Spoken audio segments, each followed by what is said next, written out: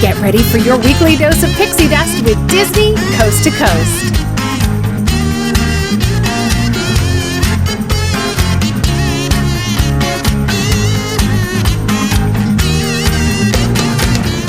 Hey folks, and welcome to Disney Coast to Coast, the ultimate unofficial Disney fan podcast. I'm Jeff DePauli, and today on the show I have Rick Law joining me, who has been on the show in the past. Episode 555 of Disney Coast to Coast. You came on and told us all about your illustration history with Disney, and the listeners loved it, so thank you for doing that. Yeah, thank you for having me again. And today we are here to talk about the Disney Legends of 2019, so let's jump into that conversation right now. It's time to dive into today's Disney dialogue. Okay, so Rick, I gotta ask right from the top, you've been involved with Disney Legends some way, shape, or form? Well, in my career, I've known a lot of Legends, period. Sure. And then working with Disney when I was creative manager for Disney Learning, globally, I oversaw all of that around the world. So part of not my official mandate, but my unofficial one was kind of helping to educate about Legends. And so I've gotten to work alongside a lot of them and get to know them personally at Disney, and been very fortunate for that. And so I have a little bit of knowledge about Legends and Legends program. And you've even kind of fought for Legends in the past, shall we say? You've influenced? I guess I've helped. Ivan Earl, Yep. I knew Ivan since I was 17. And so, at a certain point, it got to be, I couldn't understand why Ivan hadn't received his Legends Award yet. And so I started hopefully trying to facilitate that and figured out kind of the mechanics of kind of a little bit more about the mechanics of how the Legends program works over there, and the considerations that they have to take into effect that I think a lot of the fans don't really understand, because it's not really a transparent kind of process.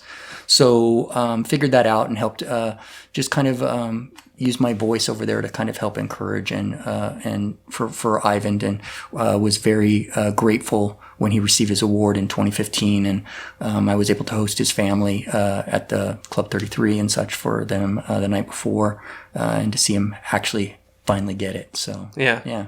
So as part of that, you also got to go to the luncheon, didn't you?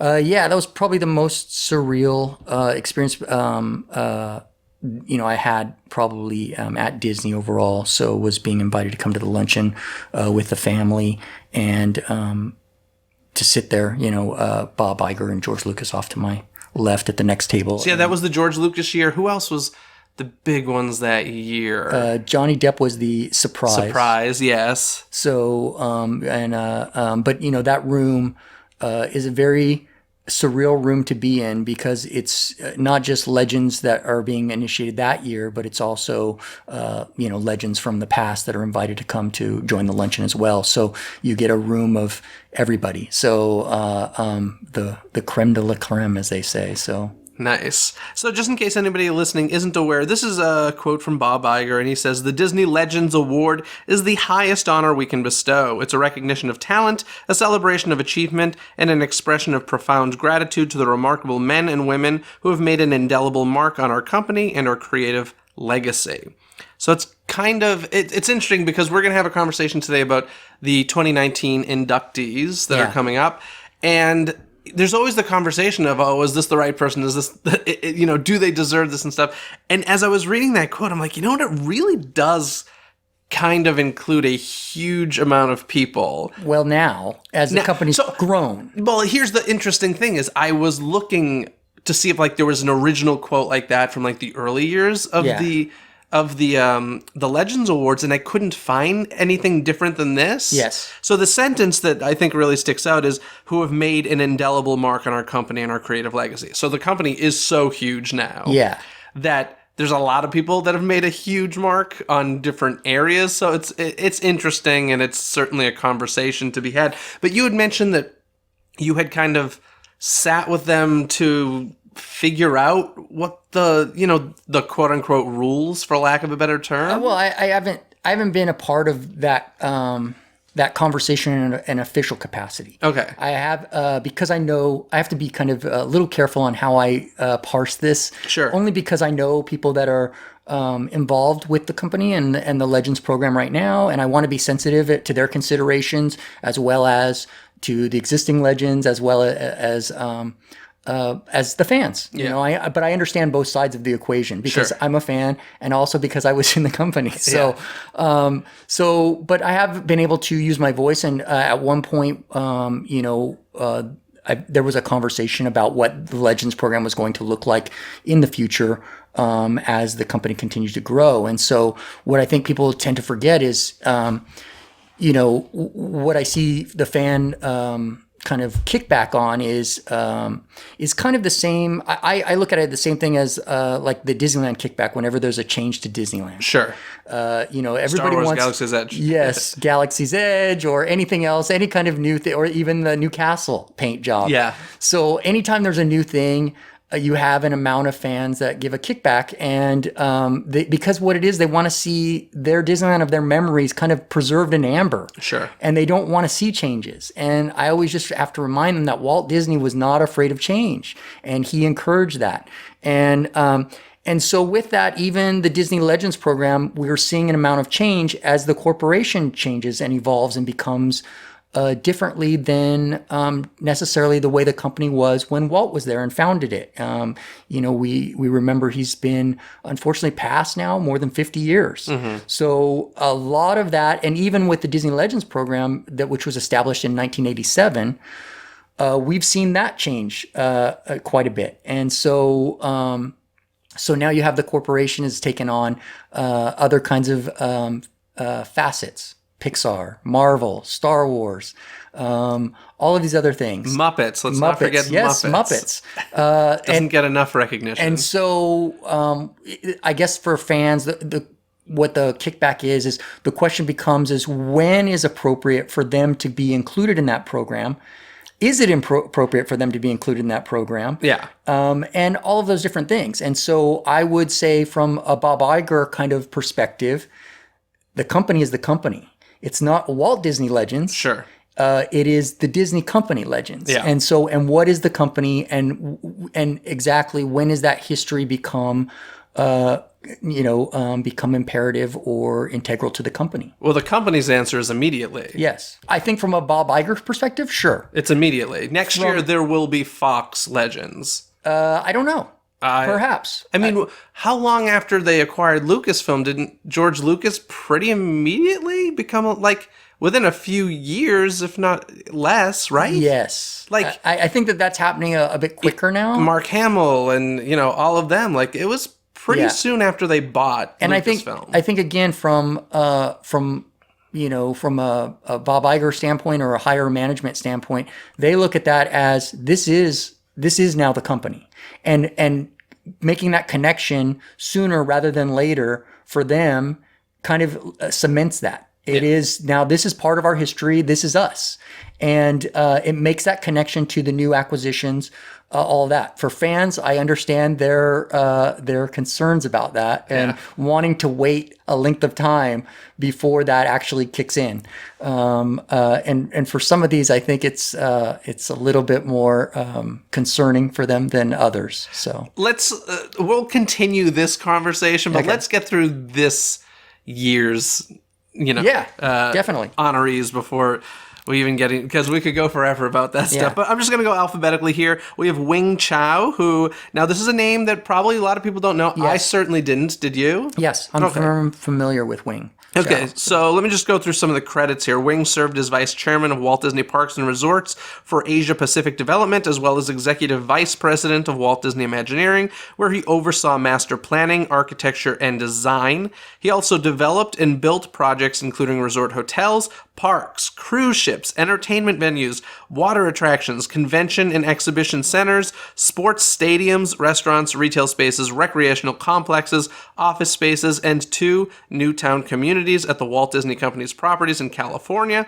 Florida, Hawaii, Tokyo, Paris, Hong Kong, Shanghai, and other locations worldwide. Yeah, that's a lot. Okay.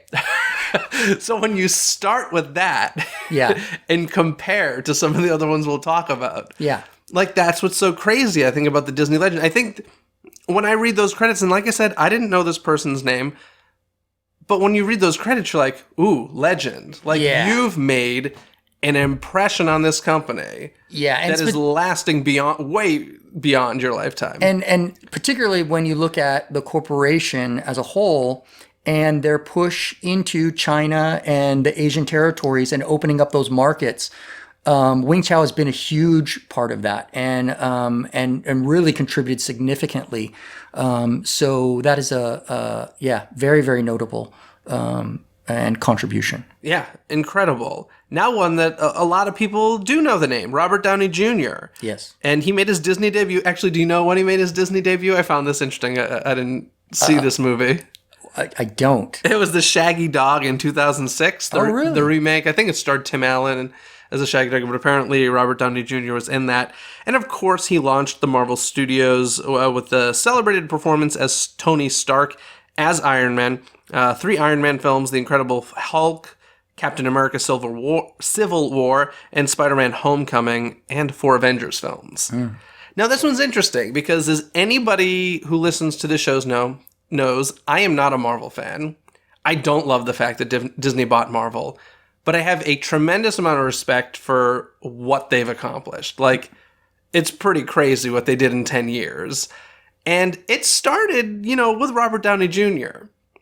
So, like, as much as I don't love the whole Marvel thing, I get this one. Well, and I want to say, I guess as a consideration as well, before Marvel and the Star Wars acquisitions, the company was skewing significantly towards girl properties. Sure. And so for them, this balanced it out.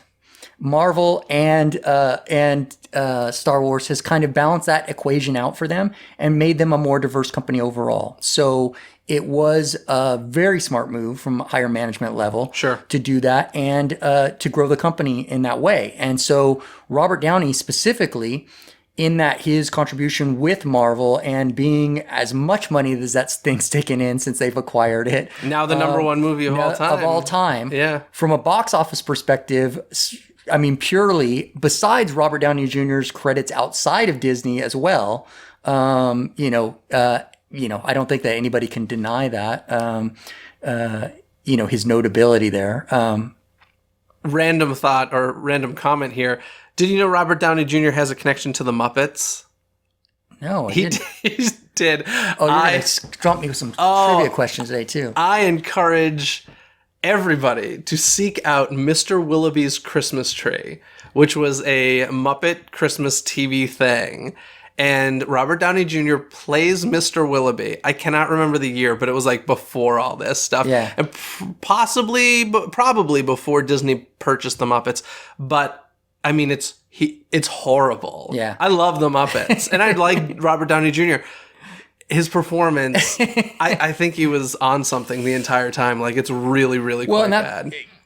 Without talking bad about Robert Downey, his history, of course, was known for that at one point in time. And so that's quite possible. Yeah. So, but it is remarkable also how he's changed his life around. Absolutely. And come from that place to, kind of restoration now. So, yeah. So amazing. It's incredible. Also tied to Marvel in a lot of ways is Jon Favreau, but his connections with Disney go back way before that because Miramax Films was actually part of Disney at one point from 1993 to 2010. Disney owned Miramax. And of course, the indie film Swingers in 96 made Jon Favreau a known name. He wrote the screenplay and starred and co-produced that. And then, of course, he directed Iron Man, Iron Man 2, the live-action remake of The Jungle Book, and this year's reimagining of The Lion King. He also made appearances in several Marvel Cinematic Universe films as Tony Stark's loyal bodyguard, Happy Hogan, and was executive producer for Iron Man 2, Iron Man 3, Marvel's The Avengers, Avengers Age of Ultron, and Avengers Infinity War. He's also been a voice actor. His credits go crazy. Yeah. Hercules TV show, Buzz Lightyear of Star Command TV show, G-Force, Star Wars The Clone Wars, and Solo: A Star Wars Story. And John is writing and executive producing the live-action Star Wars series The Mandalorian for Disney+. So, I mean, to me, even deeper than Robert Downey Jr. Some of those credits, I was just like, oh, wow, okay. Yeah, and I think with a lot of these is... they don't realize the depth that goes with them. So, especially when you start talking about Touchstone Pictures and Miramax and Hollywood Pictures and all these things that like are names people have heard of, but you're like, oh, that's Disney, or oh, Disney owned that at one point, or and so when you start looking at that well, yes, kind of never ending. And I think for some fans, it's for them the well, they start looking back at it's like up till Touchstone for them still, or up till a certain point in time, and then it should be everything before that. But now it doesn't really matter, and so they start drawing kind of arbitrary demarcations. That's an interesting point of where history starts or doesn't start. Well, I think I mean, certainly with Touchstone, Disney created Touchstone. Yes, so that's different than buying Lucasfilm or Marvel or whatever. Miramax they purchased, but they were like a small company. So it's not like they were buying these major properties. It is an interesting point. I can see the difference, but I also see how it's the same. Yeah. It's interesting. But I mean, Jon Favreau, he's kind of been rocking it with Disney lately, and he's a rock star on his own. Have you seen Lion King, the new one at all? I have seen parts of it. I have not seen it in its entirety. I've seen a lot because it's still a work in progress, of course, for the majority of it. Yeah. So, well, not the majority of it. I'm sorry. When I saw it, the majority of it was still work in progress. So you, of course, have a history in animation and illustration and such. I am curious, when they call The Lion King a live action movie, what do you think of that? And what is the answer? This is a big debate, and I think it comes down to a marketing, promotional kind of how they're going to present that. Yeah. But I had a long talk actually with a writer from IndieWire, and he was vehement about it, about whether or not they shouldn't be calling it an animated film. It's or a live action. Live action. It's film. not a live action. It's an animated film. Yes. So he was vehement that it's an animated film and it should not be live action. And I said it all of this stuff is getting kind of mushed together. Sure. So I think that the idea of what an animated film is and what a live action film is just for many in PR marketing, they don't care. And awards, yes, which is PR and marketing. So, and that's really kind of what the movie industry is driven by. Is I think that is a huge caveat and a thing that you have to keep in mind whether it comes with anything that has to do with Disney. It's all about movie making and illusion and that kind of thing. PR, marketing. Yeah, it's all marketing, baby. That's crazy.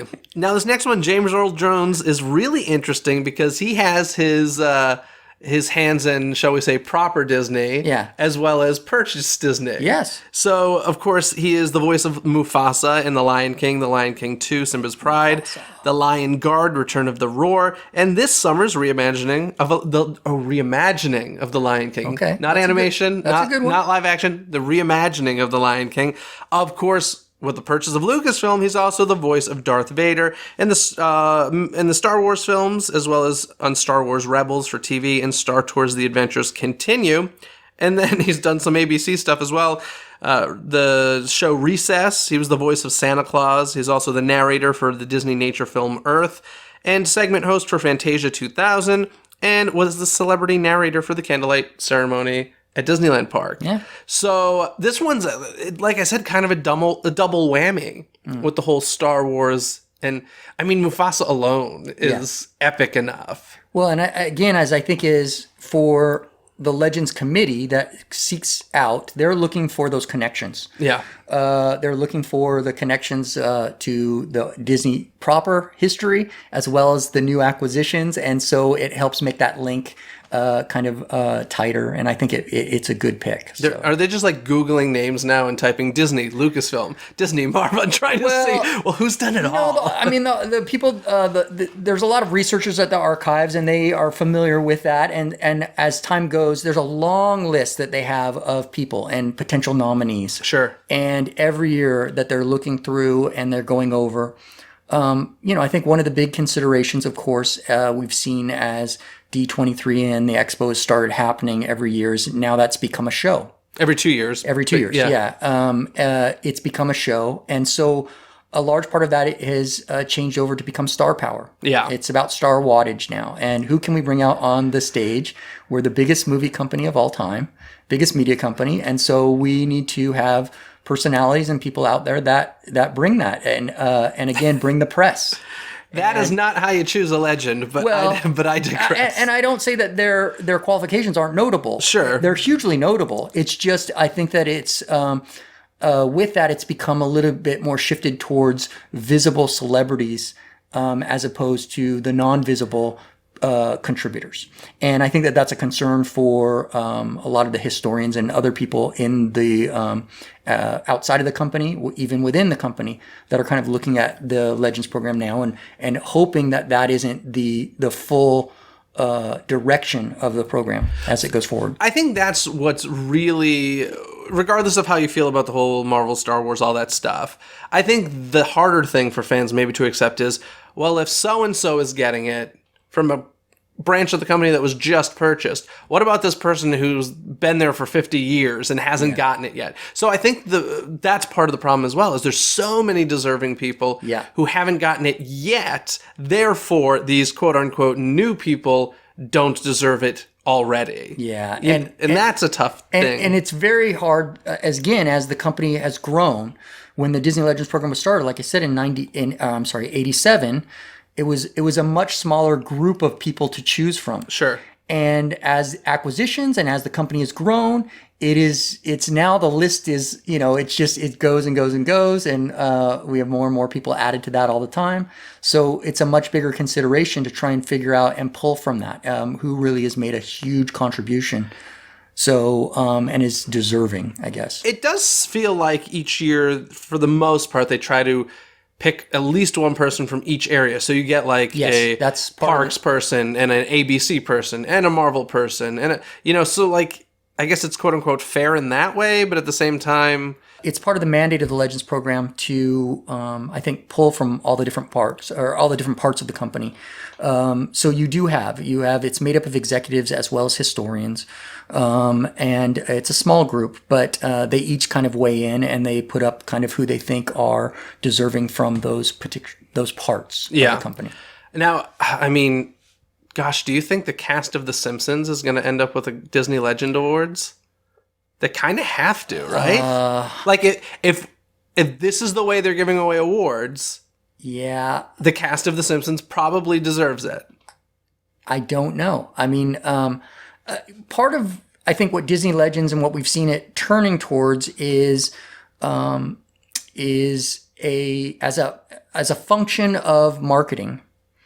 It is about promoting also what is up on the horizon, or what is out new. And the company is all about promoting things that are new. And they, they are a for-profit company, and that's just the nature of the business. It's about the new things that are coming out and looking forward.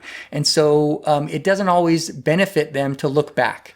And so I don't know if there is an opportunity for them to tie that in a way that they can look back and promote something going forward. Then that might become a consideration. I think that's the big turning point. Like you said, is just it went from being this award thing that like nobody really knew about except for like within the company to becoming a main stage presentation at an expo for the fans. And that was probably like the major turning point, I would say. And frankly, like if that's what was going to happen, I wish it stayed a secret kind of, but and I think, I compare it in some ways. I say, look at what other kind of big events that we're familiar with, the handprint ceremonies at Grauman's Chinese Theater. Sure. Or even the star on the Hollywood Walk of Fame. Absolutely. And we've seen those things shift over time.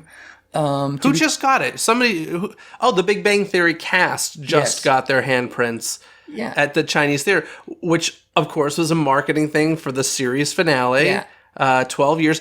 And it's interesting because you think about, what are there, 6 of them? Whatever size the cast is. Maybe one of those people would have eventually individually gotten their handprints there. I'm looking at you, Jim Parsons. But, the rest wouldn't have. Yeah. Yet they now have their handprints and footprints at the Chinese Theater in Hollywood. Well, and also how it's given out has shifted over time because of acquisition of TCL and the Chinese Theater, and from the original kind of platform of that. So when it was initially done, it was to honor various celebrities, and they would do premieres there and whatever and stuff. And now it's become almost to where studios can purchase and create an event out of it. And those handprints aren't necessarily staying there permanently. Yeah. They're there for a limited time. And then they're moved out and put into storage. And so I was there the other evening, and they were taking one of them out, actually. And which one? Just say it. It was Sam Elliott's. So oh, really? Removing it, yeah. So, and I don't really know why Sam Elliott, when he got his or when it was put there and stuff, but it was being removed and made room for something else new that was culturally significant for the time. Well, what's kind of interesting when it comes to that is obviously they want handprints and footprints of people that are going to, make tourists come and want to see them, right? And we live in an age now where, celebrity is a very weird thing where there's so much content that somebody could be the biggest star in my mind, and many, many, many people could have never heard of them. Yeah. Whereas back in the, older days where Marilyn Monroe, everybody knew who that was. And there were just names everybody knew. Whereas now it's less about the name of the celebrity in a lot of cases and more about the property. So Harry Potter or Big Bang Theory, or they've done a lot recently where it's been a cast of something. Well, I think in the same vein, you can look at kind of the arguments, at one point I think it came up that they wanted to potentially, would Kim Kardashian ever have a star on the Walk of Fame? Oh. Or her handprint. Wait a sec, did she get one? No. Okay. But this was a controversy that was happening online. Okay. And, there was a big debate about that, about whether or not she would be worthy. And it's just like our time, our view of what celebrity is and what connotes a legend Sure. or a celebrity at all has changed and evolved over time, and so, and it will continue to. And so all of this, I think, plays into kind of the idea of what a Disney legend is in some respects, and what the company considers it, and what the fans consider it, and all this kind of debate that goes around that too, is who's deserving and not deserving.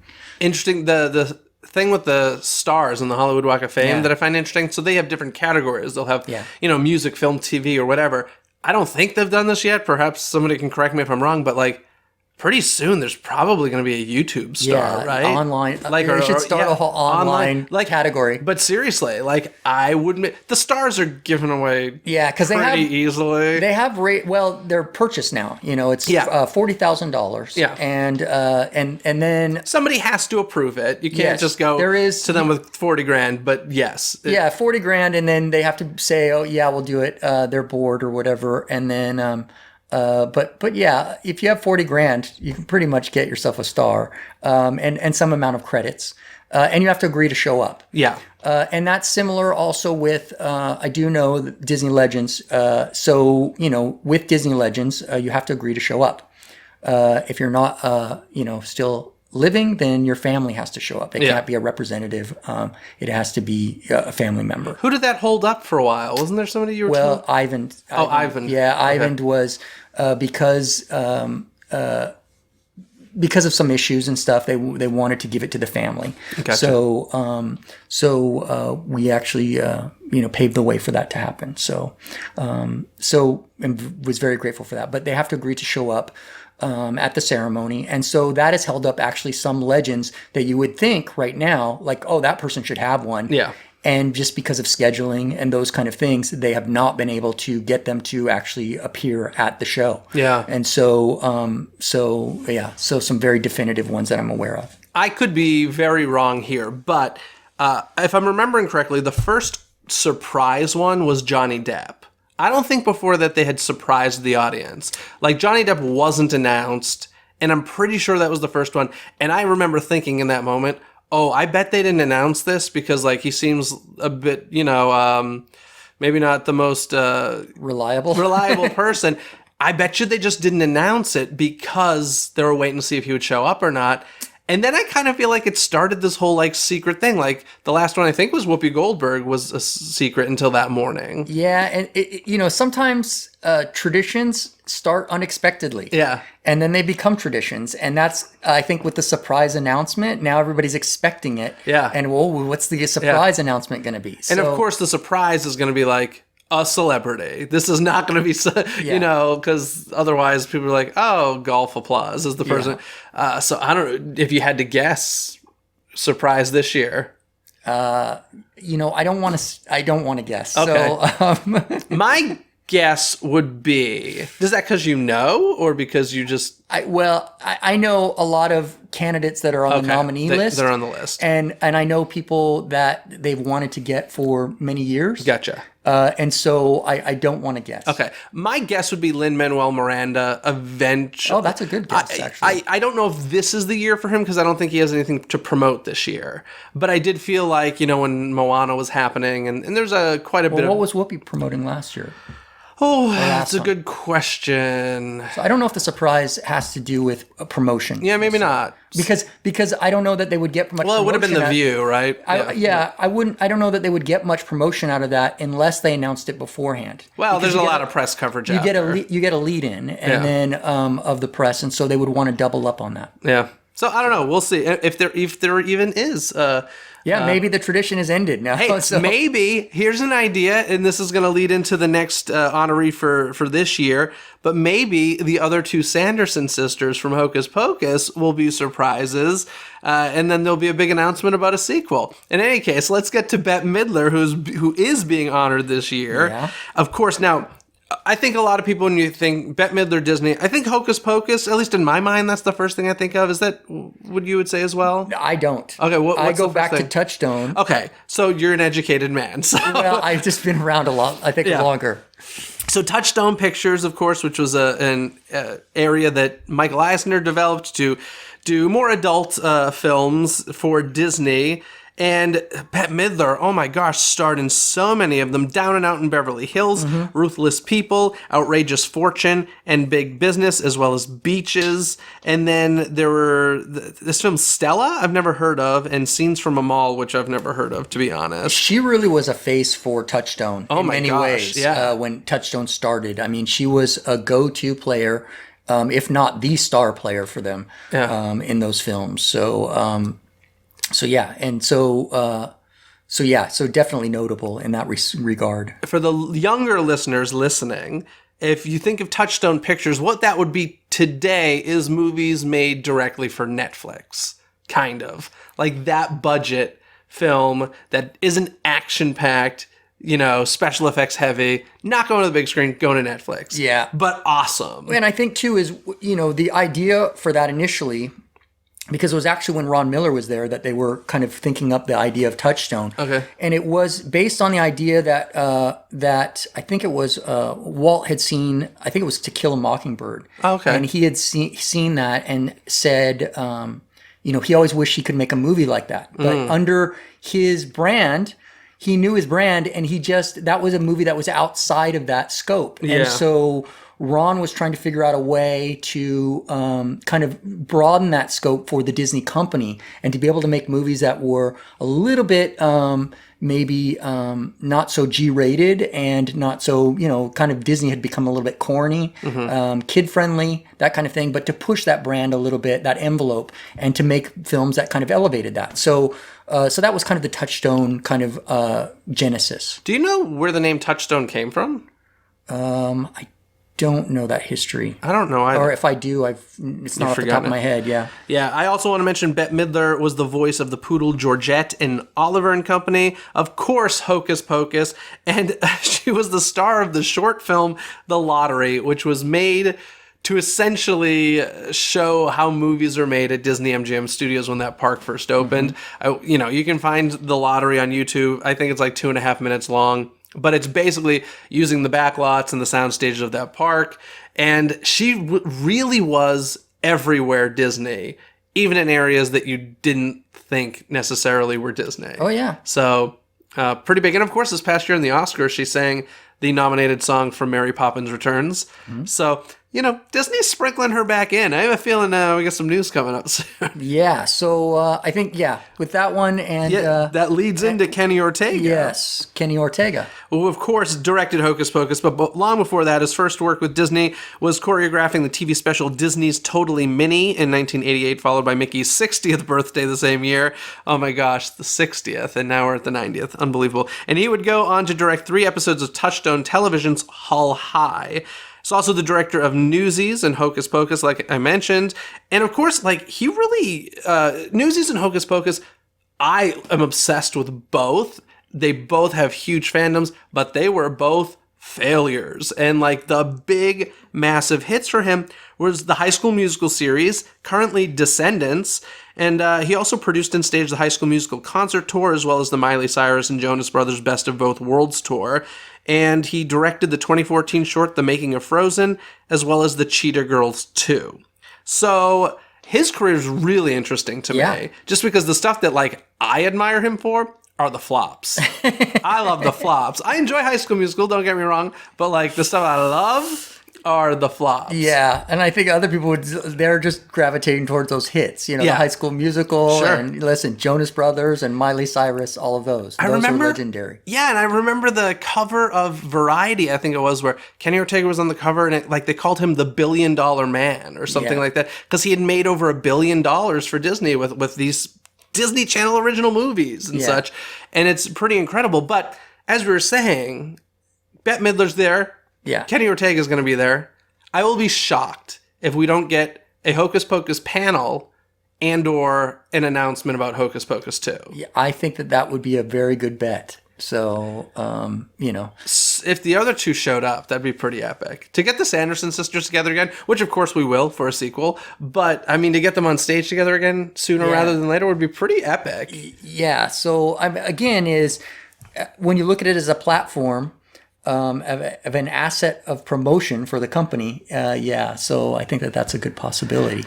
Yeah, so we'll see. Now, this next name is a name you may not know, but oh my goodness, I have... oh yeah, definitely. Unbelievable stuff, and frankly, I've tried to get this person on Disney Coast to Coast, but she has, as far as I can tell, kind of gone into hiding. So I guess she's coming out of hiding to accept this Disney Legend Award. This is Barnett Ricci, who started as a Disneyland choreographer, created and directed Kids of the Kingdom, choreographed and directed many parades, including Christmas parades, America on Parade. Oh, America on Parade, do you remember that? The giant sandwich float? Yes. Classic. And the Main Street Electrical Parade. Also worked on the grand openings of Walt Disney World, Epcot Center, and Tokyo Disneyland, and directed popular stage shows such as Golden Horseshoe Revue at Disneyland and the Diamond Horseshoe Revue in Magic Kingdom. And now here's the big one. Yes. Creator and director of Fantasmic, debuted at Disneyland in 1992, and then following Fantasmic, Barnett moved to the Walt Disney Studios as the vice president and show director of special events. All you need from me is creator of Fantasmic, and you get an award. That's all you needed to have done. Yeah. So and with it being an anniversary of Fantasmic, and she's done some incredible events from premieres to D20, been involved with D23 expos and on and on and on. So but her Disneyland credits are quite numerous. So. Yeah, it's a Fantasmic, it's the game changer for nighttime. I remember being a kid and seeing that and literally crying. The first time I saw it, I cried because I was just so overwhelmed with And it's amazing how it's held up over time, because it still is. It's still great. I'm so upset over the changes. I can't even. Did a whole episode about it. People here have heard it many times and they're sick of hearing about it. But yeah, it's an incredible show. Mm-hmm. I always say with the new one, as much as I don't like it, if you've never seen Fantasmic before, it's absolutely breathtaking and stunning. Yeah. It's just the original was better. Yeah. That's what it comes down to. But in any case, now let's head to ABC. Yeah. They always sprinkle in some ABC people, and these are the ones that I think a lot of people are just like, what? Why? But Robin Roberts, 15 years at ESPN, which of course Disney owns, and then in 1995 started working over at Good Morning America and became full-time there in 2005, and has worked on many, many ABC primetime news specials. And can I pair this with the other one? I'm just going to say them both, because Diane Sawyer as well from ABC joined ABC News in February 1989 as co-anchor of Primetime, and then was named co-anchor of Good Morning America in January of 99, and held that post until taking over the World News anchor chair in December of 2009. So these two are the ABC representatives, as I call them, which we seem to always have. Like last year, like you said, Whoopi from The View. I remember Regis Philbin getting it for like Who Wants to Be a Millionaire and stuff like that. So yeah, I don't know.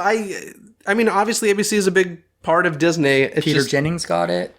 There seems to be somebody every year. So yeah, well, and again, is ABC is a large part of the company now, and people, the one thing, the biggest thing I think that people tend to forget is Bob Iger came from ABC, yeah. So that he was part of that acquisition. Yeah. And so he was the head of ABC before he ever became CEO of the Walt Disney Company. Yeah. And so, and I think, part of what we're seeing with Legends too, and these what seem to be disparate components kind of being leveraged in now to the Disney Legends and, kind of flipped on as quick as the acquisitions are, is part of Bob's experience with ABC. And that acquisition and wanting to become part of the company and being seen as part of the company right away. So, as the Fuller company anyways. So, as a whole. So, yeah, so it's, and definitely nobody can say that they're not deserving. They're very, very visible. Yeah. And on the world, not just U.S. stage, but the world stage. So in the people that they interview and that kind of thing, and they've been around for forever and ever. So yeah, definitely. They're in a lot of people's homes every single day. Yes. Yeah. And then there's Ming-Na Wen, influence. who, Melinda May, also known as the Cavalry, on the ABC series Marvel's Agents of S.H.I.E.L.D., Hollywood Pictures, which was a division of Walt Disney Studios, the Joy Luck Club, the voice of Mulan, of course, and also some more voice work in Phineas and Ferb, Disney XD's Guardians of the Galaxy, and Milo Murphy's Law. Also a recurring role on ABC's Fresh Off the Boat. And I think the big thing here is the voice of Mulan. Yes. Now, I was there the year, I'm trying to remember, this was probably maybe 2 expos ago, where like a bunch of the princesses got their Legend Awards. Yes. That was actually... was that 2 or 3 ago? It might have been 3 It might have been ago 3, now. yeah. I think, whatever. And at the time, I know the controversy was it seemed to be a few were left out, and people were concerned. My bigger concern was not about who was left out, but who was included. I lost my mind. I'm blanking on the actress's name, and I feel terrible. Who is the voice of Tiana? Anika Noni Rose. Anika Noni Rose, who, correct me if I'm wrong, the only thing she had done for Disney was the voice of Tiana, which hadn't even been released in theaters yet. There's that marketing tool you keep talking about. Yeah. I get it, but come on. To include the newest Disney princess in a movie that we weren't even sure was going to be successful yet, and then to exclude others. But maybe they just weren't available to accept the award that year. I don't know. I think that's a large part of what happened is, again, the consideration there is about scheduling.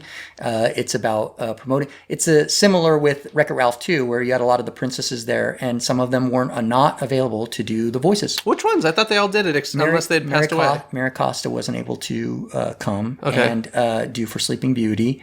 Can she still do that voice, though? Yes. But and again and Adriana Castellati, of course, had passed away, so they had Pamela Riven fill in for Snow White.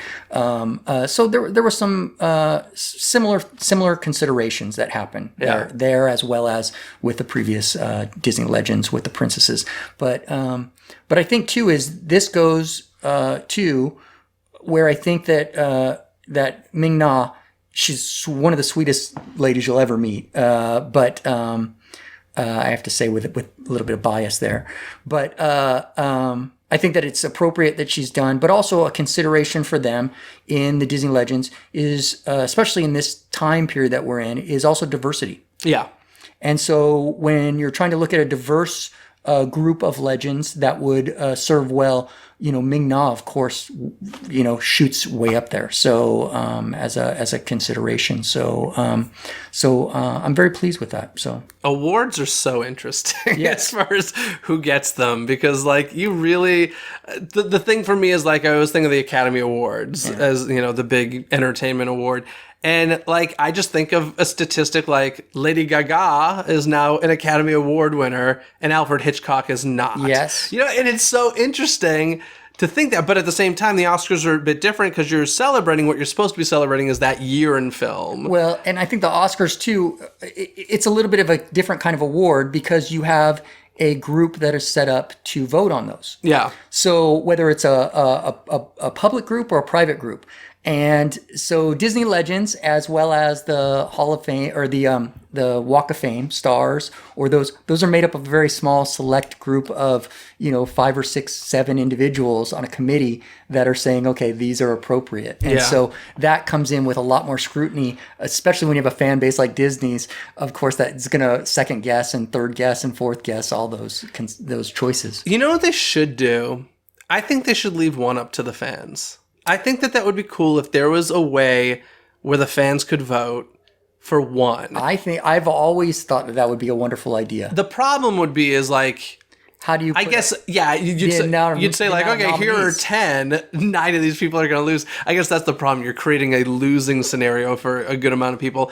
I don't know how you do it. I guess you'd have to do it where the fans could put whoever they want and then that list be narrowed down or something, but I don't know. That would be tough, but it would also be very cool to see. Unless it was just a write-in vote and there was and you could just pick from anybody you knew of in Disney history. Yeah. And then they had to reach a certain number maybe. Yeah, and then a certain percentage of the votes. That would be private. Backstage or something behind the scenes. That's the way to do it. And it would just be, okay, a fan write-in vote. Yep. Same thing they do on Survivor, the fan vote. Not anymore, but they don't do that anymore. But in any case, that's actually, I would love that. Yeah. If the rule was write in whomever you want, they have to win by they have to get a certain percentage of votes. It can't be like, 50 people voted for whomever. I think that'd be awesome. Yeah. Well, I will definitely tell Michael Vargo to listen to this at D23 and see if he thinks that is a good suggestion. There we go. I like it. Go on anyway. Hans Zimmer. We come to the final one. Hans Zimmer, yes. Hans Zimmer, who of course wrote the music for White Fang and co-wrote the music for Cool Runnings, instrumental score for The Lion King, pretty major. Gosh, the original Lion King background score is phenomenal. Crimson Tide, Muppet Treasure Island, The Rock, Pearl Harbor, King Arthur, and Iron Man. Of course, the Pirates of the Caribbean franchise. Such a great musical score. It's worked its way into the attraction at this point. And he's also composing the music for this summer's reimagining of The Lion King.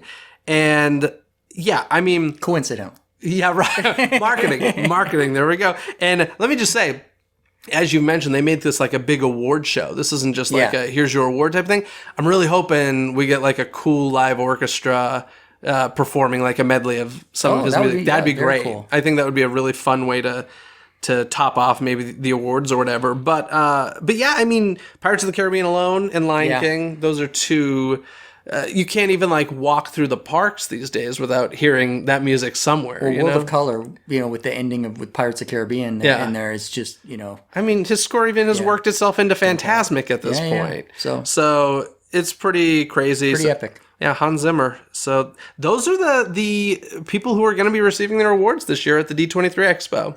So it's going to be an epic kind of event this year. So with all this star power and wattage and that kind of thing, you were saying before is, the history of the award was the highest award you got at the Disney company, but of course it was more of an internal corporate thing. Yeah. So it was a recognition from management to those people, and it used to be held on the Disney Legends Plaza, of course. And before that, it was actually before Legends Plaza existed, I guess, in front of one of the Stage A. In front of Stage A, and also the movie theater there. So the main theater.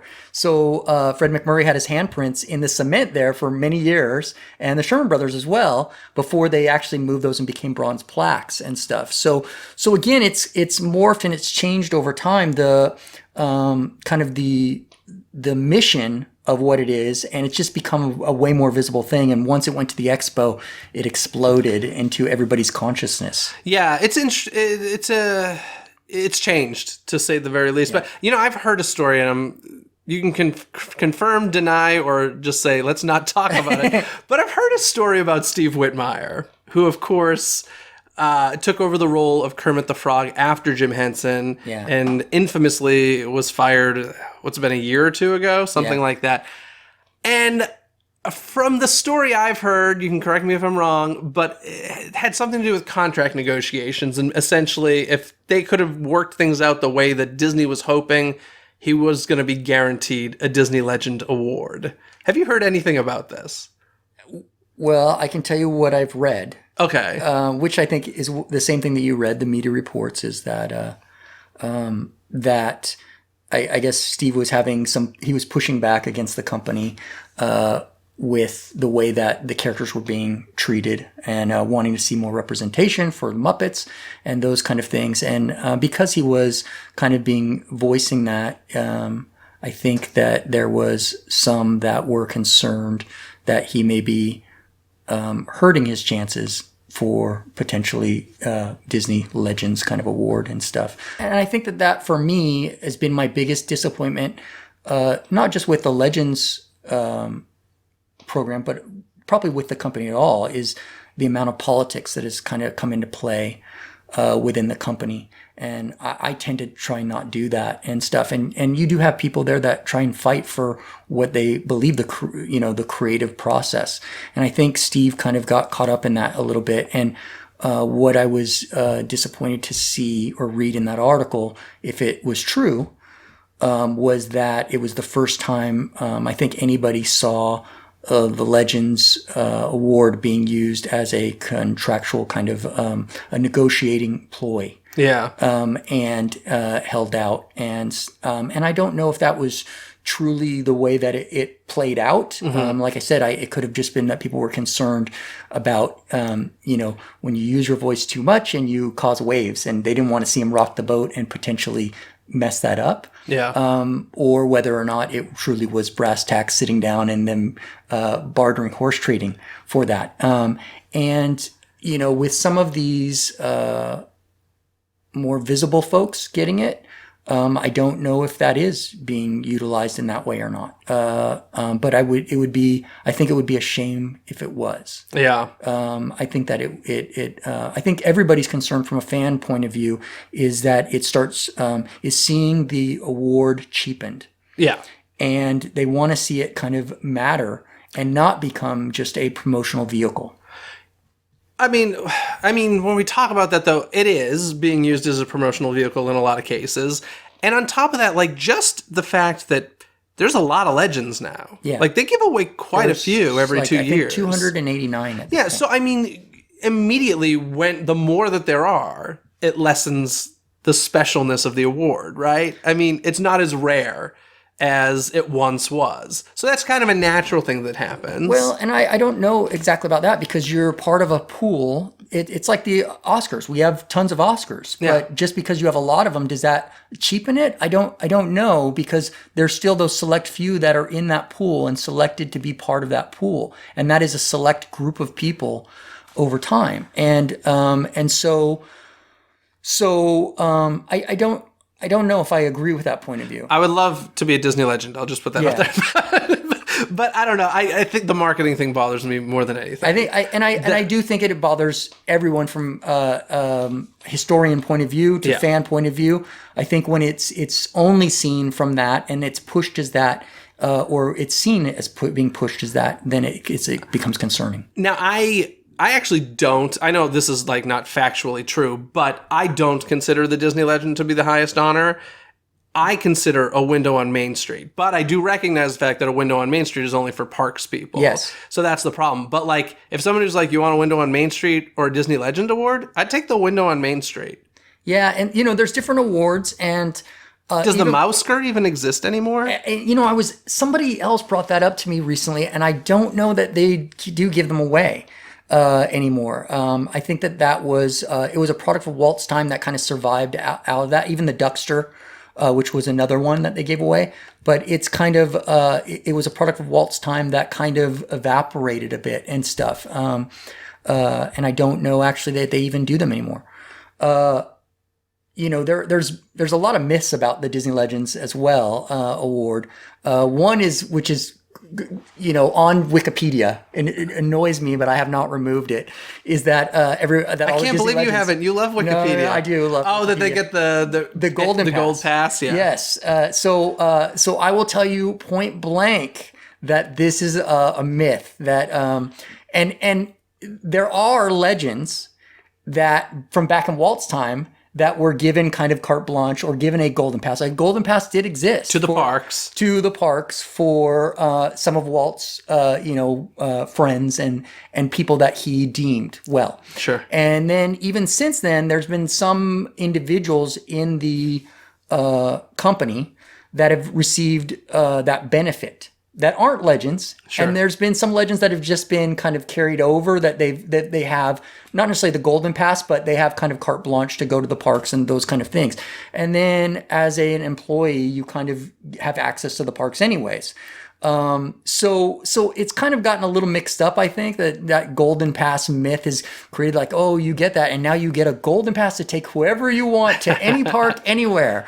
And that's not exactly true. Yeah. You've got to change that. You spend so much time on Wikipedia writing and changing. I can't believe you haven't changed that. Yeah, I think part of it is because of my connection, and even though it's kind of a little bit distanced to people that run the Legends program or archives or at the company overall, I've just kind of been a bit hesitant to, especially in removing anything. It's already been there and stuff. How that got in there, and it's been, it's like the quote of Walt's, the famous quote of Walt's, that just, it exists and it's out there and nobody can pull it back. So. Yeah. I do want to say that I was a little surprised that Ron Miller didn't get one this year, posthumously. Yeah, and two is, I don't know that he ever will, unfortunately. But if he was going to, I feel like this was the year. Yeah. Only because it's the Disney family, even though the wives, Edna and Lillian, have them. So does Roy E. Roy E., nephew, does he have one? Yeah. Okay, I wasn't familiar with that. I know he used to give them away. I'm pretty sure he has one. And so... let me check this. Keep talking. Yeah, I'm gonna Google He's going to this. check it. He's going to reference it. So Roy was the original kind of the committee chair for the first Disney Legends ceremony. And when the Disney Legends would happen, he was always there to represent the company to give them out. I don't know if he does have one.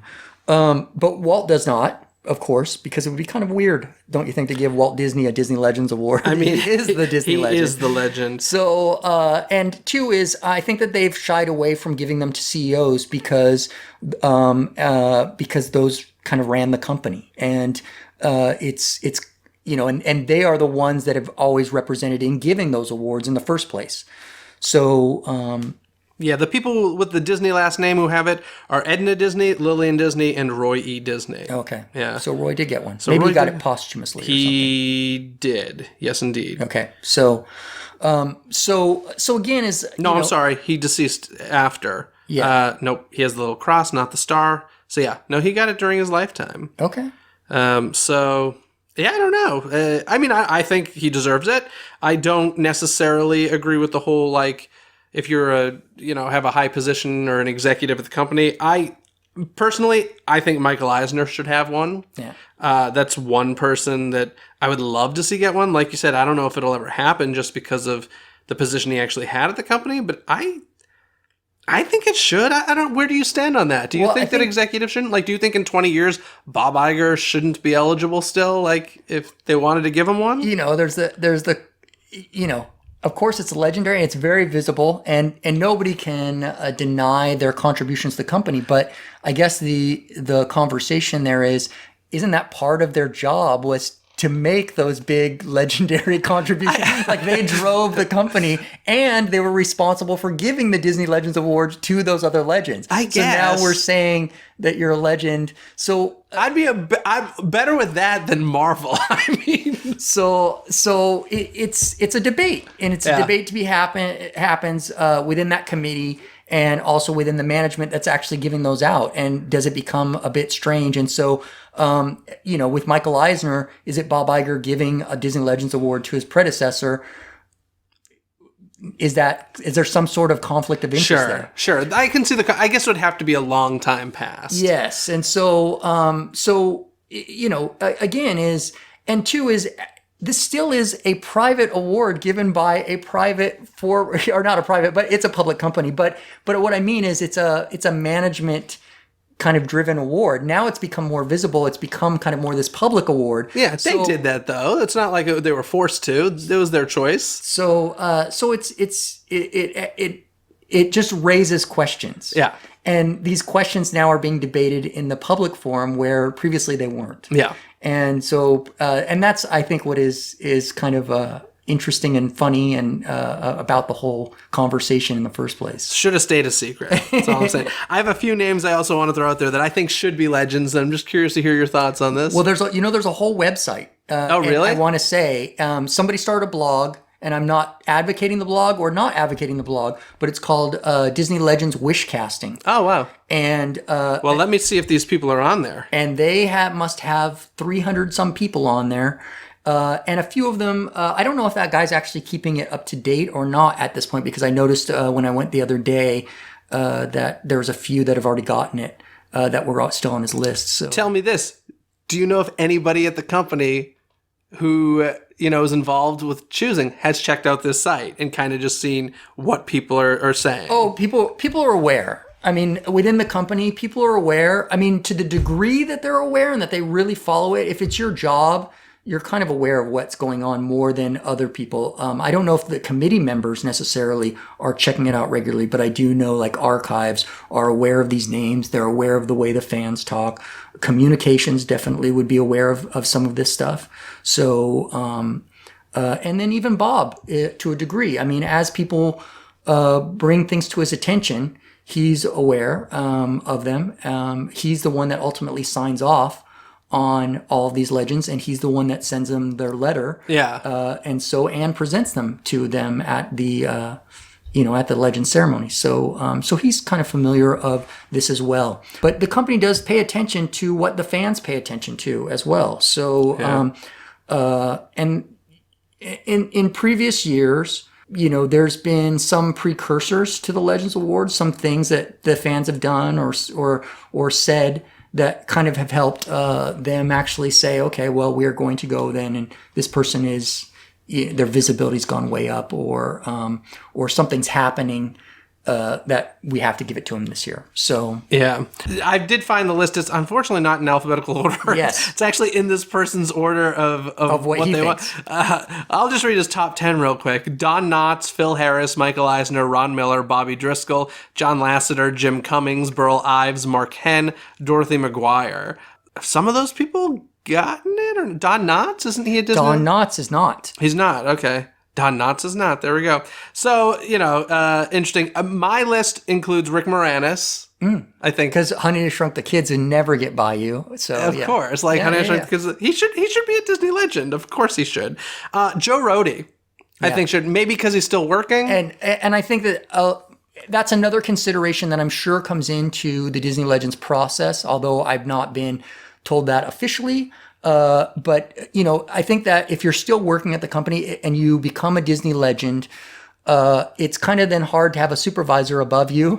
Yeah. Give you how do you go to HR then? It's like, or have any kind of like, hey, this is the check marks we want to see for you in the next year and stuff. Well, I already got the Disney Legends Award. I would go into the meeting with the statue. Management is like it becomes a little bit difficult. So so then you saw some of these on their retirement.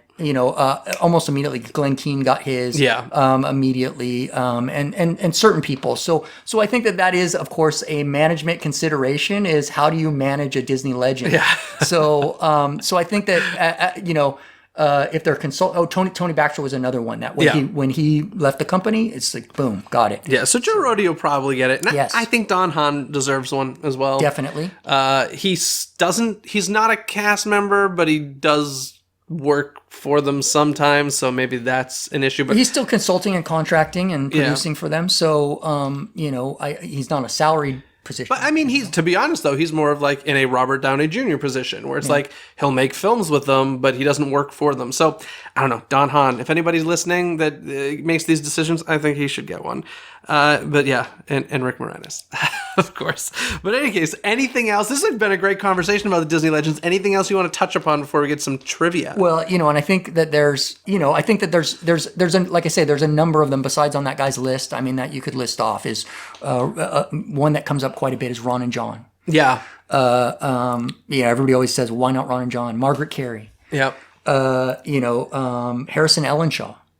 Matt Painter for Tron and many others. And his father, of course, worked on 20,000 Leagues Under the Sea and Mary Poppins and all these things. So one that, comes up, I'm sure, quite a bit for them is Tom Hanks.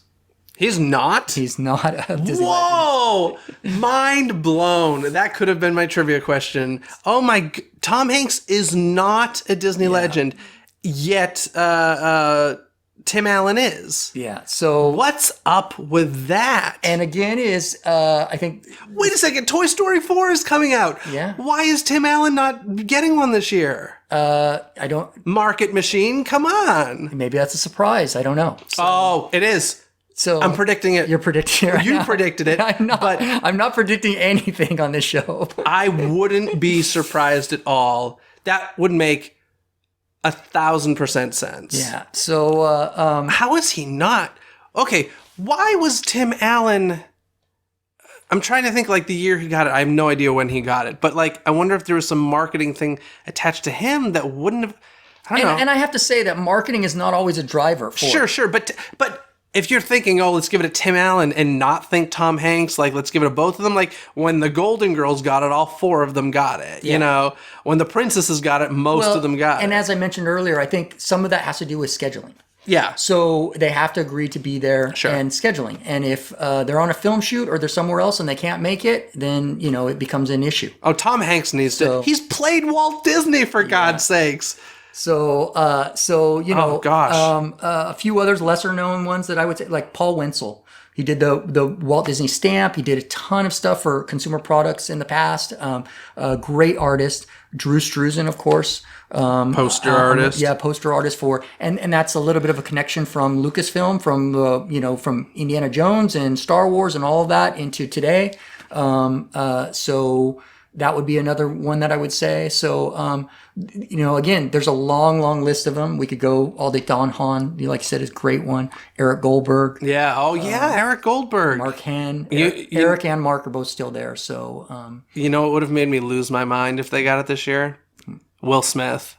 I would have lost it. I would have been like, no, you didn't. But Will Smith was in the 30th anniversary of Disneyland care. special. I don't which care. is so worth watching. I'm sure Jonathan Taylor Thomas was too. Like John Landis directed it, and it's a complete mess. John Landis has some funny, great stories to watch. If you watch it, you're just like, why does this exist? I got to get John Landis on the show to talk about that. The 30th anniversary Disneyland special. It's on YouTube. Look it up. It's amazing. That's amazing. So yeah. Anywho, fun convo about the Disney legends.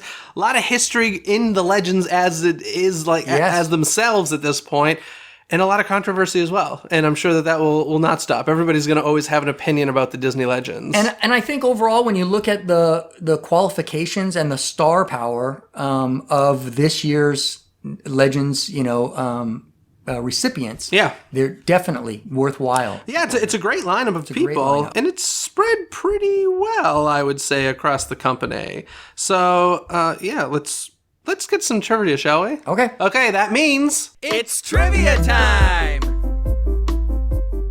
all right. Would you like to hit me with a trivia question first, or shall I hit you? You can hit me. Okay, so as we were talking about, the Disney Legend Awards, of course, are now part of the D23 Expo, happening every year in front of a live audience. Before that, they were at the Walt Disney Studios in a couple of different locations. Before there was Legends Plaza there, but in Burbank, California, they've been in 1997, rather. The ceremony was not held at the Expo nor at the Walt Disney Studios. Do you know where it was held in 1997? Oh, it wasn't held at the studios. No. Oh, wow. Was it held?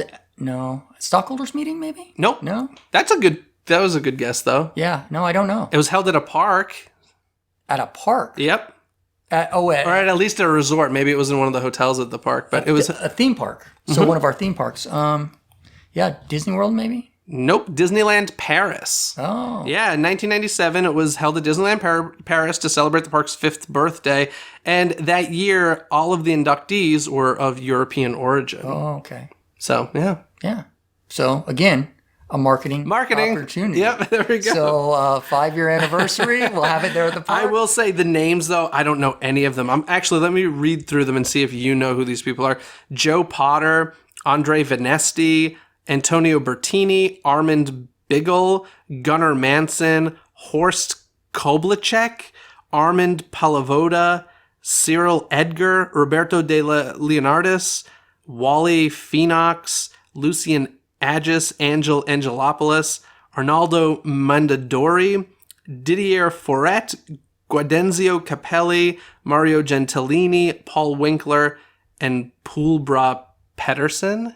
Do any of those mean anything? They're all European,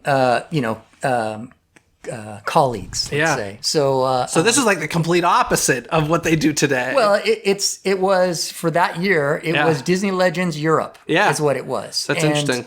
So again, the company is far and wide and spans globally, and so now we have people from China and from Tokyo and from all of these different contributors into the magic of the Walt Disney Company, and so fascinating. But I'm sure that the archives people and all the Legends people got a great trip to Paris that year. Yeah, exactly. That's why they really did it, right? So what's your trivia question for me?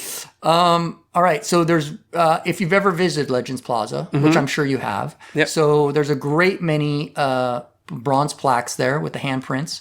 There is one particular that is odd, and I don't know if you know what is odd about it and whose it is. Okay, so we're talking about the Disney Legends Plaza, which is at the Walt Disney Studios in Burbank, California, right down the street from where we are right now. And this plaza was created in the late 90s, I think, right? It was 1998. 98. So This was created, it's right in front of the Michael D. Eisner building, and it has a giant replica of the statue, as well as the handprints. And previously, before that, it had a reflecting pool that was there. Oh, did it really? And where Walt? Like in front of the Walt and Mickey? There was no Walt. There was no Disney Legend statue there. It was just a courtyard, and it had a reflecting pool there. And the reason they took the reflecting pool out was because underneath is parking. It was leaking? It was leaking onto Michael Eisner's vehicle. No way. And also geese would end up coming to the studio and would take, so there was quite a bit of geese droppings throughout the courtyard and within the reflecting pool. So it was removed, paved over, the statues were put, and it became a place for legends. That's fascinating. That would have been a great trivia question. I didn't know about the history of the reflecting pool. But yes, right now there's the statue of the giant statue of the award, the partner statue, and the handprints. And there's one that's different, you said.